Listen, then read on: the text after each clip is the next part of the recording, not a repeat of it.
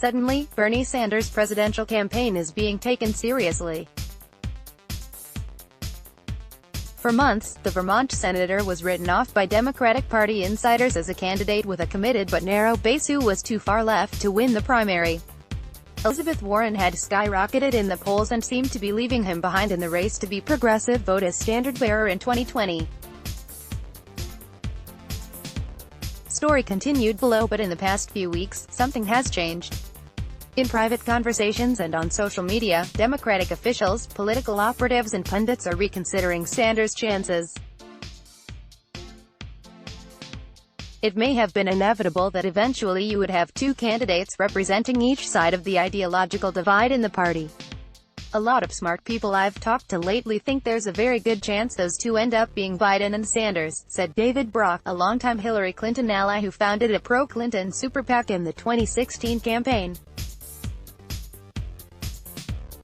They've both proven to be very resilient, Democratic insiders said. They are rethinking Sanders' bid for a few reasons. First, Warren has recently fallen in national and early state surveys.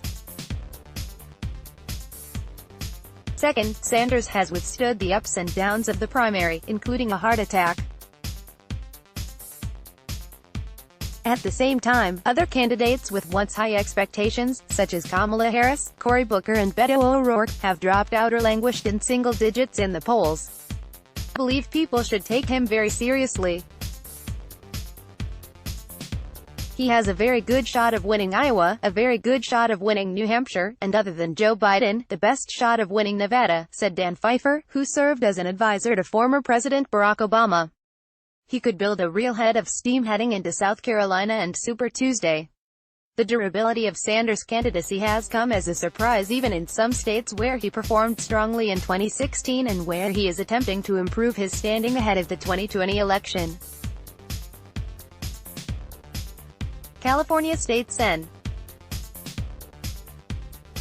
Scott Wiener, who defeated a Sanders-backed Democrat for his seat in the liberal-heavy San Francisco area in 2016, said Sanders has been more resilient than I anticipated, but in retrospect, he added, he has a very, very loyal following, and people have really stuck with him. Sanders is in second place in national polls, nearly 9 percentage points behind Biden, according to the most recent Real Clear Politics average.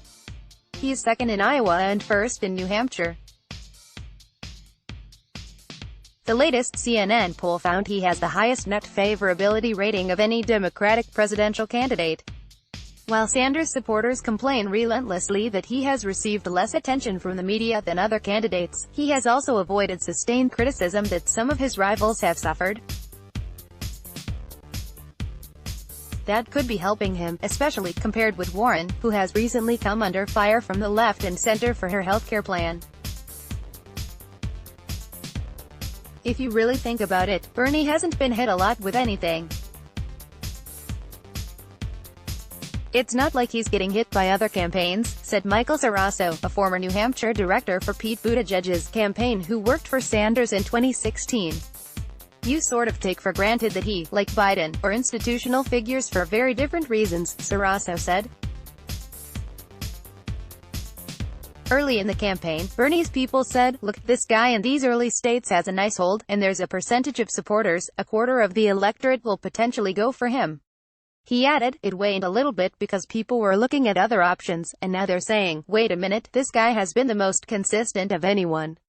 At the beginning of the year, another high point for Sanders' campaign, before Warren surged, some establishment Democrats talked about how to stop his momentum.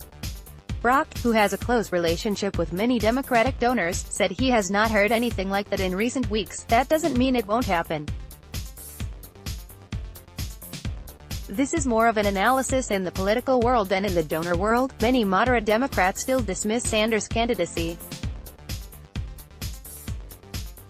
They believe his so-called ceiling remains intact and that Warren will depress any room for growth he might otherwise have. He can't win the nomination, said Matt Bennett, co-founder of the center-left group Third Way, adding that Sanders' uptick is simply him bouncing around between his ceiling and his floor a little bit more than people had thought he would. On the other hand, he acknowledged his staying power. Not until the very end will people say to Bernie Sanders, when are you dropping out? A series of TV segments around last week's Democratic debate illustrate the shift in how Sanders is being perceived. We never talk about Bernie Sanders.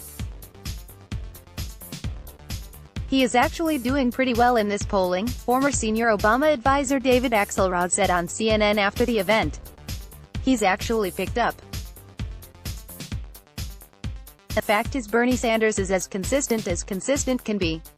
The same day on MSNBC, national political correspondent Steve Kornotsky said, Democratic voters like him, and if he starts winning, there could be a bandwagon effect. GOP pollster Frank Luntz, who conducted a California focus group that found most participants thought Sanders had won the debate, said on CNBC, I think you're going to see continued movement.